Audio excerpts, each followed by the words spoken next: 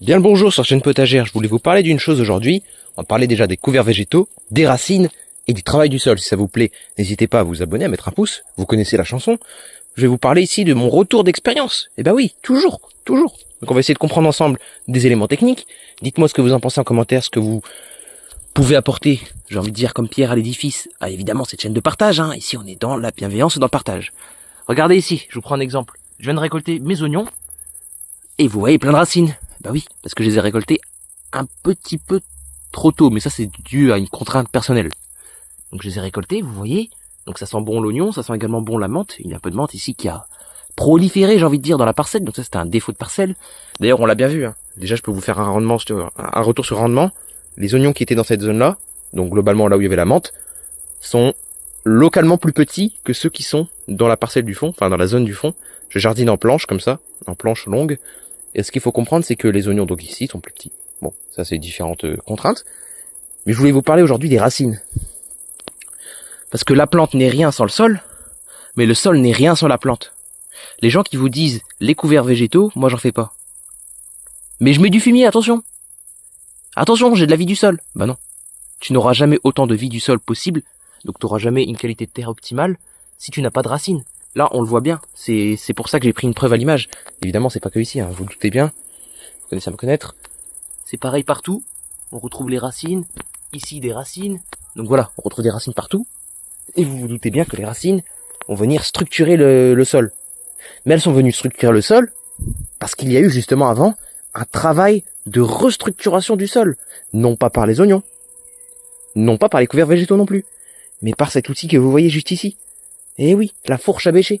Donc c'est-à-dire que pour avoir une bonne installation racinaire, on vous dit d'avoir toujours un bon travail de sol. Je suis d'accord. Mais pour vos couverts végétaux, il y en a beaucoup parmi vous, je suis sûr, qui semaient déjà vos couverts végétaux, je l'espère. Sur cette chaîne, on n'est que des jardiniers qui voulons progresser, qui voulons améliorer le patrimoine, vous connaissez, hein. Améliorer le patrimoine, c'est quand même une notion, j'ai envie de dire, presque humanitaire. Si vous laissez plus de terre lorsque vous mourrez à vos descendants, c'est pas magnifique ça. Donc voilà, ça c'est une des causes, j'ai envie de dire même humaines, de faire des couverts végétaux, c'est humain, c'est inné. Donc vous comprenez que pour faire des couverts végétaux, il faut pouvoir avoir de la racine. Bah oui, parce que ce qu'on cherche dans le couvert végétaux, c'est pas là. Et ce qu'on cherche dans le couvert végétal, c'est pas la biomasse que ça fait, hein. On peut avoir un couvert à 30 cm de haut. Mais si ça fait des racines à 2 mètres de profondeur, c'est ce que l'on recherche. Nous, moi, du moins avec mon avis, ce que je recherche, c'est vraiment une restructuration du sol. C'est ça l'objectif primaire du couvert végétal. Et donc pour avoir une restructuration du sol dans le meilleur des cas possibles, eh ben il faut forcément passer par le travail du sol. Pourquoi lorsque vous plantez vos tomates, vos aubergines, vos concombres, vous faites un travail de sol? C'est pour justement que les racines puissent bien descendre, puissent bien s'implémenter. Donc dans ces cas-là, pourquoi vous semez vos couverts végétaux en semi-direct, sans travail de sol? C'est-à-dire que vous venez et vous lancez vos graines à la volée comme ça. Le geste du semeur. Non, hérésie. On fait ça si on a un préalable, travailler la terre, et non pas travailler la terre comme un bourrin. Travailler la terre verticalement. C'est-à-dire, si vous avez une grelinette ou une fourche à bêcher, vous la plantez, vous faites ce petit mouvement de soufflage, je vais vous mettre de plus près, hein. Ce petit mouvement de soufflage qui soulève la terre, et c'est tout. Ça s'arrête là. On a apporté de l'air, donc sur la profondeur de la fourche à bêcher, donc ici à peu près 25, 26 cm, 28 cm peut-être, en fonction de la profondeur. Et donc c'est déjà ce que j'appelle un premier démarrage de la plante. Parce que ce qu'il faut comprendre, c'est pas que la plante elle aille dans les 28 cm de ce que je viens de décompacter là. Non, ça va bien plus loin que ça. Les racines, on veut que dans ces 28 cm qui sont explorés par ma fourche à bêcher, lorsque je bêche, je peux facilement l'atteindre, cette profondeur. Moi, ce que je veux, c'est qu'elle aille plus profond, parce que plus profond, à 50, 60, 80, 1 mètre, 2 mètres, je peux pas y mettre d'engin. Vous voyez ce que je veux dire?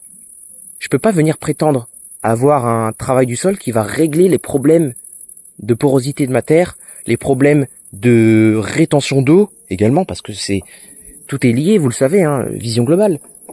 Tout est lié, et les problèmes de rétention d'eau sont évidemment liés intrinsèquement, j'ai envie de dire, à la qualité de votre terre que vous avez, et surtout à sa porosité.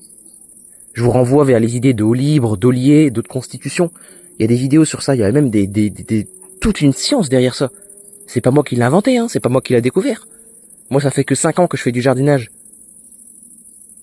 Mais quand même, vous voyez ce que je veux dire? J'essaye d'apporter ma pierre à l'édifice. Je suis pas là à vous dire, faites ceci. Mais je suis juste en train de vous rappeler qu'un couvert végétal, c'est fondamental si vous voulez avoir un potager qui s'agrade, avoir plus de terre si vous êtes dans des terres à cailloux. Si vous avez un mauvais terroir. Exemple, terre très superficielle, sableuse. Mettez du couvert végétal. Même s'il ne fait que 10 à 15 cm en sortie d'hiver, de hauteur, de biomasse. Ce qui compte, c'est pas ça, les amis. Nous, on s'en fout de la biomasse, j'ai envie de dire. Si vous m'accordez le terme. Nous, ce qu'on veut, c'est la racine. On veut la racine. C'est ça qu'il faut comprendre. Peu de gens l'ont compris. Ils voient des couverts à 2 mètres de haut. Ils se disent, wow, super, la biomasse, magnifique. Mais on s'en fiche.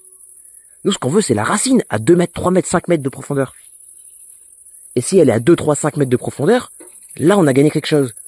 Parce que la racine qui est descendue à 2, 3, 5 mètres de profondeur, c'est une profondeur que l'on ne peut pas atteindre avec n'importe quel outil. Eh oui, 5 mètres de profondeur. Donc vous allez avoir un travail de structuration de la terre vraiment en profondeur. Et quoi de mieux que structurer la terre qu'une racine? Je vous l'ai dit, le sol vit avec la racine. Donc vous allez remettre de la vie non plus en surface, mais en surface et en profondeur. Donc vous comprenez, le travail du sol ici n'est pas là pour booster le couvert végétal.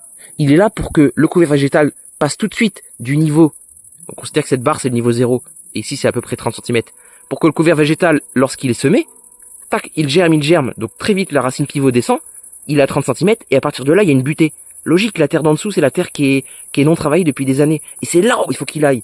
C'est à partir de là que ça commence, c'est là où il y a de l'enjeu, vous voyez ce que je veux dire? C'est là où ça devient intéressant, c'est là où on voit les vraies choses qui se passent. Et puis après, création de terre, tout ça. Je vous renvoie vers les documentations scientifiques. Je vais essayer de vous mettre des documentations scientifiques juste en dessous, là, dans cette description de vidéo. N'hésitez pas à aller la voir, la description. Mais oui, vous allez voir que tout ce que je dis, c'est pas du faux. Mais encore une fois, ce que je vous dis là, même les jardiniers super connus, ils n'en ont jamais parlé. J'ai pas envie de dire que c'est une honte, mais pourtant c'est un principe de base, ça. La racine. La racine, les amis. Ben oui, tout est dans la racine. Tout est dans la racine. Ce tournesol, là, il poussera qu'en fonction de sa racine. Au mieux sa racine elle est, au mieux il poussera. Et c'est pas pour rien que même dans l'essence de la graine, lorsqu'elle commence à germer, il n'y a pas les feuilles au début, il y a tout de suite la racine. Et après les feuilles viendront. Parce que le plus important, c'est la racine. C'est la racine pour une plante. Si vous n'avez pas la racine, vous n'avez pas la feuille. Donc on comprend bien que la racine, c'est ce qu'il faut aller chercher. Vous voyez ce que je veux dire, les amis? Je suis pas là à vous dire, attention, vous mettez pas de couvert, vous avez un sol qui se dégrade. Je suis juste en train de vous dire, ok, il y a une vision du jardin que j'ai adoptée depuis pas mal de temps. Il y a cette vision du jardin-là, qui consiste à voir le truc comme un système qu'il faut augmenter. C'est-à-dire qu'au début de mon système, je pourrais donner une unité énergétique. Donc on raisonne en énergie. Hein. Je donne une unité énergétique, donc de moi, de ma force, et ça va me ramener à peu près, je sais pas moi, une demi-unité énergétique. Et le but, c'est que quand je donne une unité énergétique, ça me rend 2, 3, 4, 5, 6, 10, 100. Vous voyez ce que je veux dire? Bien sûr, il y aura une limite biologique derrière ça. Mais ce que je veux vous dire par là, c'est qu'on peut tendre vers ça. C'est-à-dire que la terre deviendra de plus en plus meuble. On aura moins en moins d'efforts à faire. Et les légumes pousseront de mieux en mieux. Ça sera limite un cycle automatique. Vous voyez ce que je veux dire? Donc on aura un jardin qui se gérera en automatique, entre guillemets. Faudra encore planter, semer, désherber. Mais ce que je veux dire par là, c'est que on aura une structuration de la terre verticale. Donc les racines plongeront. Qui plus est, quand ça plonge, et que vous avez des sols argileux. Pour toutes les personnes qui ont un sol argileux, mention spéciale. Pour tous ceux qui ont un sol argileux et qui galèrent avec leur jardin, ouais mais moi ça s'inonde tout ça, mettez un couvert végétal.